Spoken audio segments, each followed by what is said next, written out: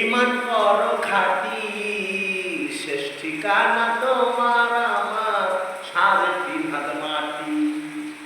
শেষ ঠিকানা তোমার আমার 3.5 হাত মাটি। এত কষ্ট করে তুমি গড়লা ছাদের বাড়ি, সেই বাড়িতে ঠাই হবে না, চাইতে হবে ছাড়ি বন্ধু, চাইতে হবে ছাড়ি। মোহমায়া টানে তুমি রবের বিধান ভুইল না, পাপ পুণ্যের হিসাব নেবে একদিন মালিক রাখানা।